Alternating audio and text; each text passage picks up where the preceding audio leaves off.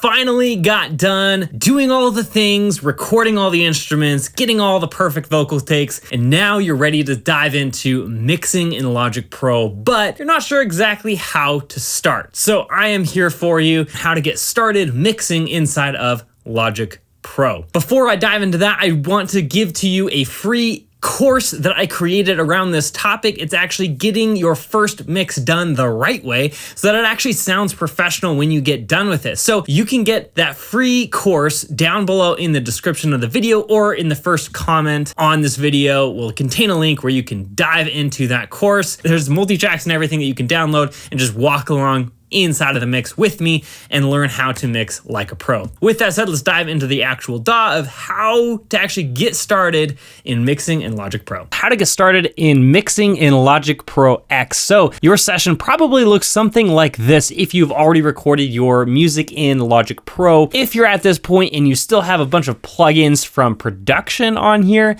then I would recommend taking all of those plugins off. If you don't know what I'm talking about, then don't worry about it, because we're going to start from the very basics today on how to mix in Logic Pro X. So some basic terminology that you should be aware of when starting to mix in Logic Pro. There are two main areas that you're looking at right now. Those are the tracks and the regions. The difference between a track and a region is that the thing over here on the left that says kick, that is the track. That includes everything that's inside of it. Right now there's only one region, but I could split that in two by hitting Command T.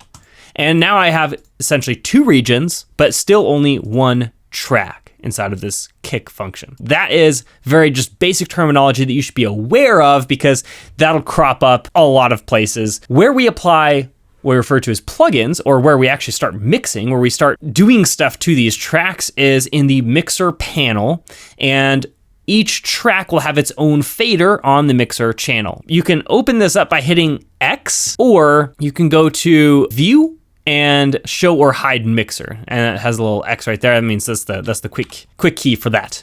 Okay, so on this kick track, you can see there's a corresponding kick over here on the mixer panel, and the mixer panel works relatively top to bottom. The audio effects are going to go here. So these are going to be your plugins. So this is going to be your channel EQ, for example, and maybe a compressor.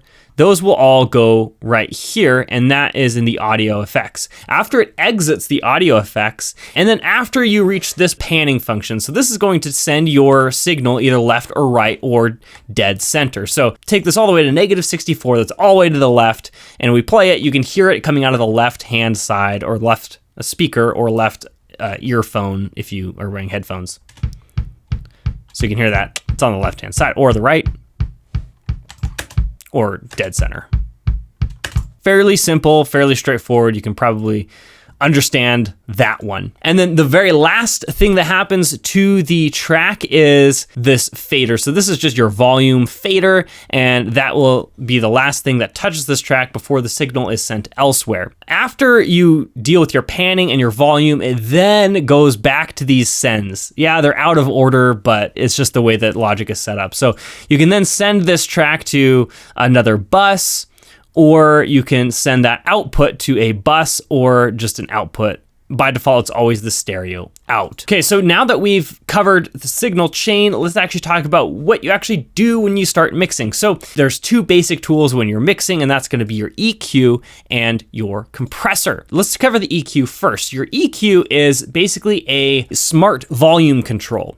So as you can see, we have low frequencies, middle frequencies, and high frequencies. These high frequencies are going to be the more piercing, and the low frequencies are going to be that, low kind of rumble inside of your mix. Our smart volume meter will be able to raise and lower those various bands, just increasing that certain frequency range. And so let's take a vocal, because it's easier to hear it on, cover exactly what EQ will likely sound like. So let's just do a high bell here, and we'll just raise the highs of this vocal. Vampires walking through the valley, they move west down Ventura Boulevard, and all the bad boys are standing in the shadows, and all the good girls.